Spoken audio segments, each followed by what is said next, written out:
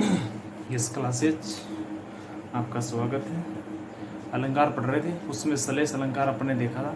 अब सलेस अलंकार के दो उपभेद हैं, अभंग सलेस और सभंग सलेस, वो अपन देखते हैं।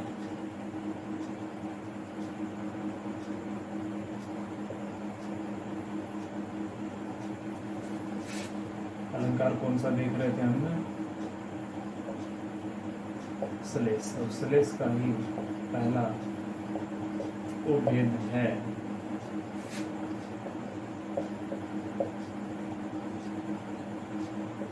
अभंग सलेस। अभंग सलेस क्या होता है?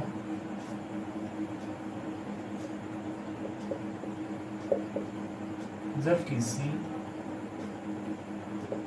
पद में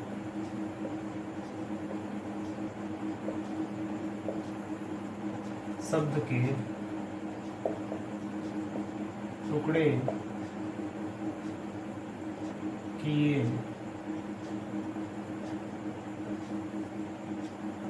बिना ही अलग अलग अर्थ प्रकट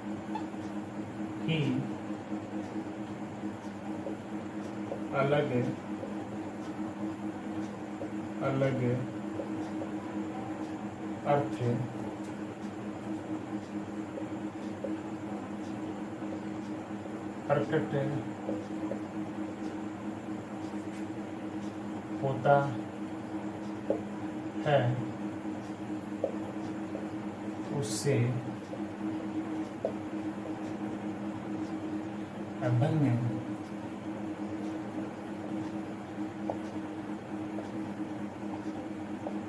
सलेस कहते हैं। क्या था? जब किसी पद में शब्द के टुकड़े किए बिना ही अलग अलग अर्थ प्रकट हो जाता है, उसे अभंग सलेस कहते हैं। वही यमक का पढ़ा था अपन ने। अ क्या है? नहीं का अर्थ करा रहा है। भंग का क्या अर्थ होता है? भंग होना, अलग अलग होना, टुकड़े होना। जैसे उदाहरण देखिए, फिर समझिए इसको। जैसे बलिहारी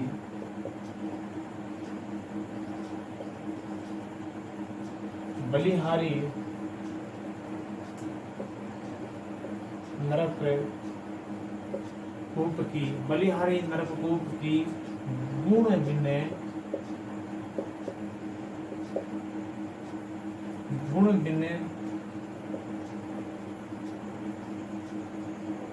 बूंद ने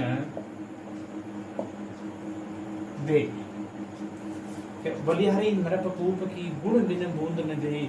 यहाँ पे शब्द है गुण, और इस गुण के बिना टुकड़े किए हुए अलग अलग अर्थ निकल रहे हैं। एक तो किसके? नरक राजा के संदर्भ में, एक कूप कुआ के संदर्भ में। पहले अपन देखते हैं नरक के संदर्भ में।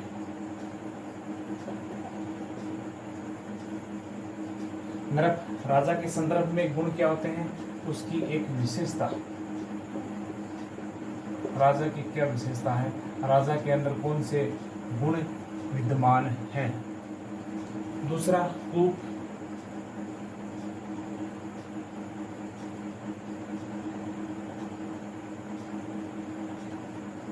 कुआं के संदर्भ में अपन क्या देखेंगे? जिस राजा के अंदर गुण नहीं होंगे तो वो प्रजा का सेवक नहीं बन सकता, ये उसकी विशेषता है। और गुण कुआ, कूप के संदर्भ में क्या होगा? रस्सी। यानी कि बिना रस्सी के हम कुएं से पानी भी नहीं निकाल सकते। ये एक उदाहरण और देखिए। जैसे बहुत ही अच्छा उदाहरण है,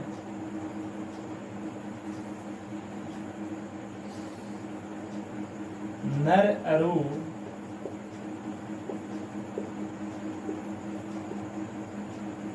नलनीर। नर अरु नलनीर की गति एके करी जोय। नर अरु नलनीर की गति एके करी जोय। जय तो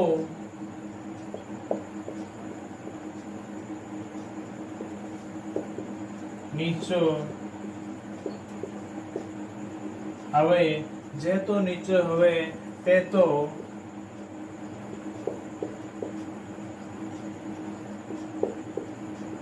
ऊंचो हो। क्या कहा है यहाँ पे, नर अरु और नल नीर, नल नीर यानी कि पानी, इसमें नीचो और ऊंचो इसके संदर्भ में आ रहे हैं। तो देखिए पहले नर अर्थात मानव के संदर्भ में नर अरु नल नीर की गति एक एक करी जो अर्थात नर मनुष्य की और नल नीर जो पानी होता है उसकी जो गति होती है, उसकी जो चाल होती है वो एक समान होती है। कैसे होती है एक समान, कि नर नीचो है, अगर जो नर जो मनुष्य नीचा होता है अर्थात नीचे का अर्थ यहाँ क्या आता है, विनम्र,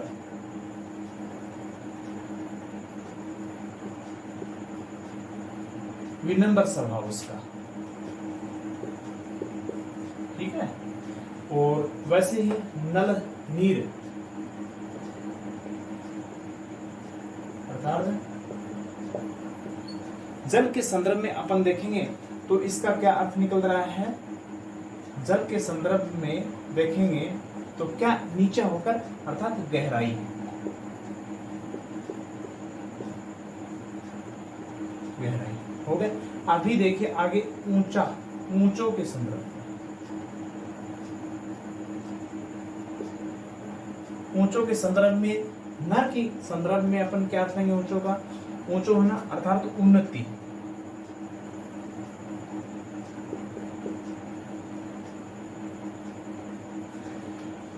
जे तो नीचो हवे चले ते तो ऊंचो होए, अर्थात मनुष्य जितना नीचा होगा, जितना विनम्र होता है और जल क्या होता है उतना ही क्या गहरा होकर चलता है। ऊंचो, ऊंचो अर्थात तो उन्नति को, और जल की तरफ में नल नीर के संदर्भ में अपन क्या अर्थ लेंगे,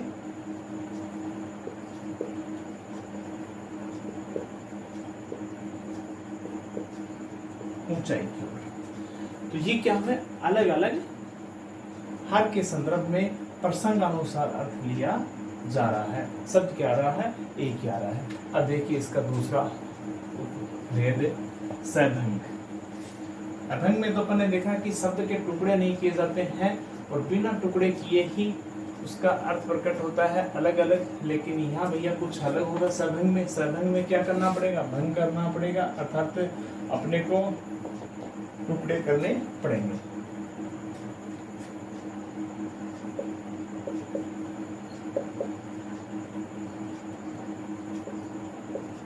जब किसी पद में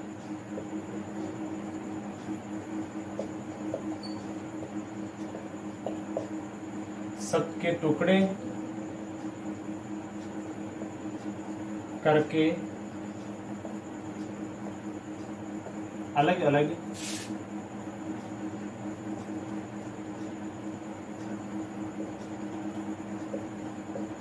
अर्थ का बोध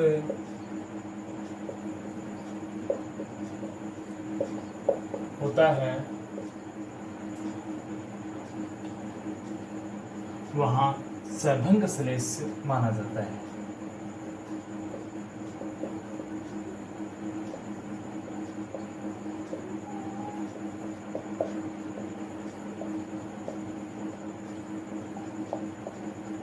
माना, ठीक है। देखिए जब किसी पद में शब्द के टुकड़े करके अलग अलग अर्थ का बोध होता है, वहां क्या माना जाता है, सैभंग श्लेष माना जाता है। जैसे अजरामरता, अजरामरता अयोध्या नगरी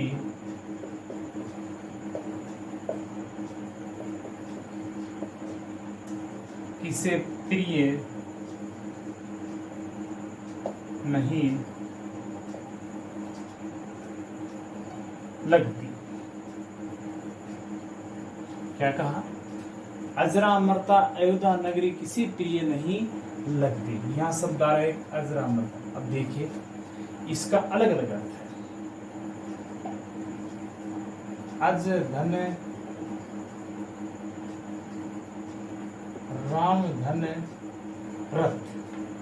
शब्द को तोड़ रहे हैं ना अपन। अजरा अमरता, अज धन राम धन रथ, अर्थात जहां अज राम का जो जन्म हुआ, राम जहां रथ है, जिस भूमि में राम राम बसा हुआ है, वो किसको अच्छी नहीं लगती। पहला अर्थ तो ये इसका यहां निकल रहा है। दूसरा मैं जैसे कहूं इसका अजरता और अमरता, अजरता और अमरता, अर्थात अजर रहने वाली और अमर रहने वाली जो अयोध्या नगरी है वो किसको अच्छी नहीं लगती है। यहाँ पे ये अलग अलग अर्थ आ रहे हैं। पहले के अंदर हमने अज धन राम धन रता किया है, अर्थात अज राम जैसे राजाओं से रथ जो अयोध्या नगरी है वो किसको अच्छी नहीं लगती है।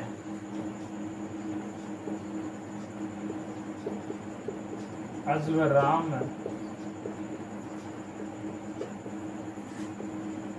राजाओं की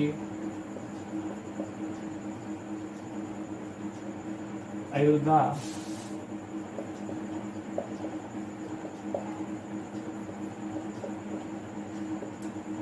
किसको प्रिय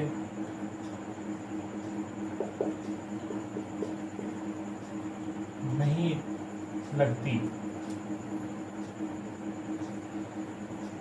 आज और राम जैसे जो राजा थे उनकी जो भूमि है वो किसको अच्छी नहीं लगती।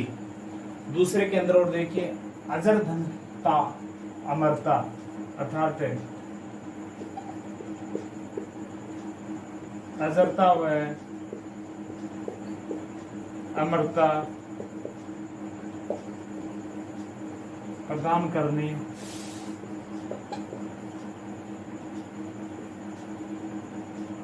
वाली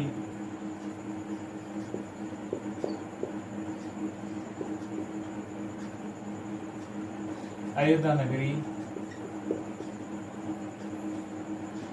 किसको प्रिय नहीं लगती।